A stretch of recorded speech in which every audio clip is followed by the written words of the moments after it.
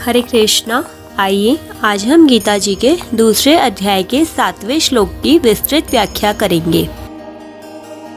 कार्पण्य दोषोपहत स्वभाव पृच्छामि त्वां धर्म सम्मूढचेता यच्छ्रेयस्यान् निश्चितं ब्रूहि तन्मे शिष्यस्तेऽहं शाधि मां त्वां प्रपन्नं शिष्यस्तेऽहं शाधि मां त्वां प्रपन्नम।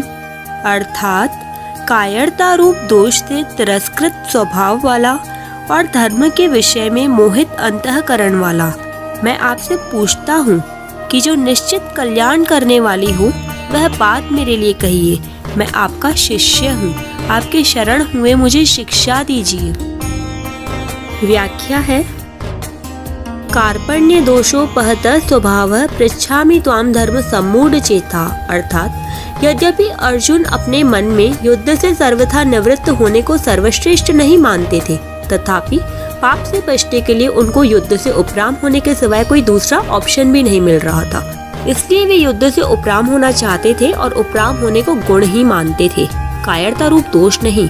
परंतु भगवान ने अर्जुन की इस उपरति को कायरता और हृदय की तुच्छ दुर्बलता कहा, तो भगवान के उन निस्संदिग्ध वचनों से अर्जुन को ऐसा विचार हुआ कि युद्ध से निवृत्त होना मेरे लिए उचित नहीं है।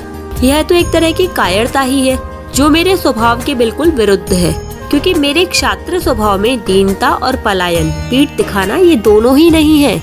इस तरह भगवान के द्वारा कथित कायरता रूप दोष को अपने में स्वीकार करते हुए अर्जुन भगवान से कहते हैं कि एक तो कायरता रूप दोष के कारण मेरा क्षात्र स्वभाव एक तरह से दब गया, दूसरी बात मैं अपनी बुद्धि से धर्म के विषय में कुछ निर्णय नहीं कर पा रहा। मेरी बुद्धि में ऐसी मूढ़ता छा गई है कि धर्म के विषय में मेरी बुद्धि कुछ भी काम नहीं कर रही है। तीसरे श्लोक में तो भगवान ने अर्जुन को स्पष्ट रूप से आज्ञा दे दी कि हृदय की तुच्छ दुर्बलता को, कायरता को छोड़कर युद्ध के लिए खड़े हो जाओ। इससे अर्जुन को धर्म अर्थात कर्तव्य के विषय में कोई संदेह नहीं रहना चाहिए था। फिर भी संदेह रहने का कारण यह है कि एक तरफ तो युद्ध में कुटुंब का नाश करना, पूज्य जनों को मारना अधर्म दिख रहा है और दूसरी तरफ युद्ध करना क्षत्रिय का धर्म दिखता है। इस प्रकार कुटुंबियों को देखते हुए युद्ध नहीं करना चाहिए और क्षात्र धर्म की दृष्टि से देखे तो युद्ध करना चाहिए। इन दो बातों को लेकर अर्जुन धर्म संकट में पड़ गए हैं। उनकी बुद्धि धर्म का निर्णय करने में कुंठित हो गई है।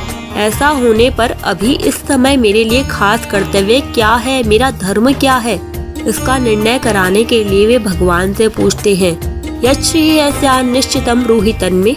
इसी अध्याय के दूसरे श्लोक में भगवान ने कहा था कि तू जो कायरता के कारण युद्ध से निवृत्त हो रहा है, तेरा यह आचरण अनार्य जुष्ट है, अर्थात श्रेष्ठ पुरुष ऐसा आचरण नहीं करते। वे तो जिसमें अपना कल्याण हो वही आचरण करते हैं।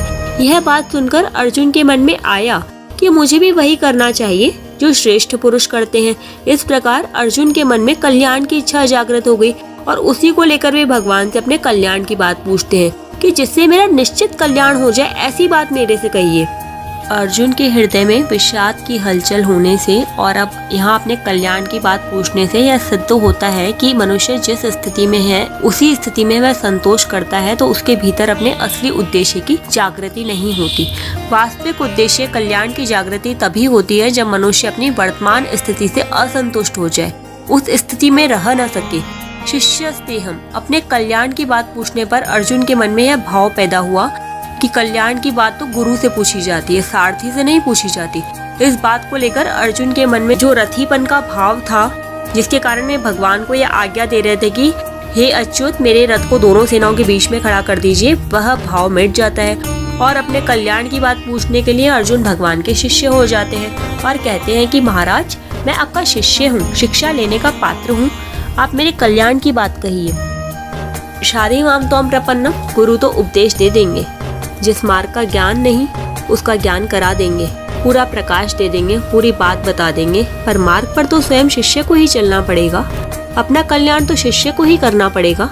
मैं तो ऐसा नहीं चाहता कि भगवान उपदेश दे और मैं उसका अनुष्ठान करूं, क्योंकि उससे मेरा काम नहीं चलेगा।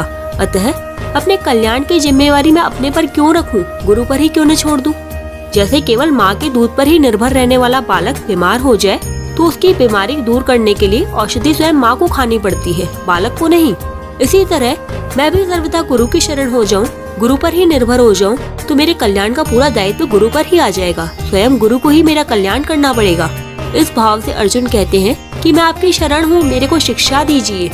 यहाँ अर्जुन त्वाम प्रपन्नम पदों से भगवान के शरण होने की बात तो कहते हैं, पर वास्तव में सर्वथा शरण हुए नहीं है। अगर वे सर्वथा शरण हो जाते तो फिर उनके द्वारा शादी माम मेरे को शिक्षा दीजिए यह कहना नहीं बनता, क्योंकि सर्वथा शरण होने पर शिष्य का अपना कोई कर्तव्य रहता ही नहीं। दूसरी बात, आगे 9वें श्लोक में अर्जुन कहेंगे कि मैं युद्ध नहीं करूंगा, न योत्स्यति गोविंद। अर्जुन की वह बात भी शरणागति के विरुद्ध पड़ती है, कारण कि शरणागत होने के बाद मैं युद्ध करूंगा या नहीं करूंगा, क्या नहीं करूंगा, यह बात रहती ही नहीं है। उसको यह पता ही नहीं रहता कि शरण्य क्या कराएंगे और क्या नहीं कराएंगे। उसका तो यही एक भाव रहता है कि अब शरण्य जो कराएंगे वही करूंगा। अर्जुन की इस कमी को दूर करने के लिए ही आगे चलकर भगवान को मामेकम शरणम व्रज, एक मेरी शरण में आजा, ऐसा कहना पड़ा। फिर अर्जुन ने भी करिष्ये वचनम तव, आपकी आज्ञा का पालन करूंगा, ऐसा कहकर पूर्ण शरणागति को स्वीकार किया। इस श्लोक में अर्जुन ने 4 बातें कही है। एक, कार्पण्य दोषोपहत स्वभाव पृच्छामि त्वाम धर सम्मूढ़ चेता। दूसरी, यश्रेयस्यान् निश्चितं ब्रूहि तन्मे। तीसरी, शिष्यस्तेहम्। चौथी है, शाधि मां त्वाम प्रपन्नम्। इनमें से पहली बात में अर्जुन धर्म के विषय में पूछते हैं, दूसरी बात में अपने कल्याण के लिए प्रार्थना करते हैं, तीसरी बात में शिष्य बन जाते हैं और चौथी बात में शरणागत हो जाते हैं। अब इन चारों बातों पर विचार किया जाए तो पहली बात में मनुष्य जिससे पूछता है वह कहने या न कहने में स्वतंत्र होता है।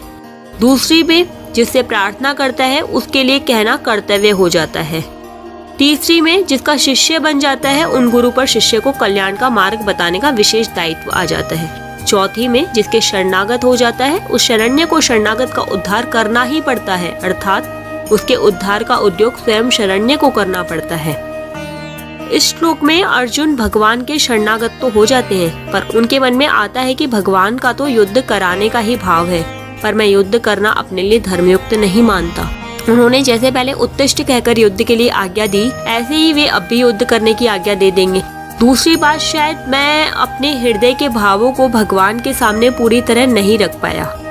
इन बातों को लेकर अर्जुन आगे के श्लोक में युद्ध न करने के पक्ष में अपने हृदय की अवस्था का स्पष्ट रूप से वर्णन करेंगे, जो कि 8वें श्लोक में है, जिसकी व्याख्या हम कल करेंगे। हरे कृष्णा, राधे राधे।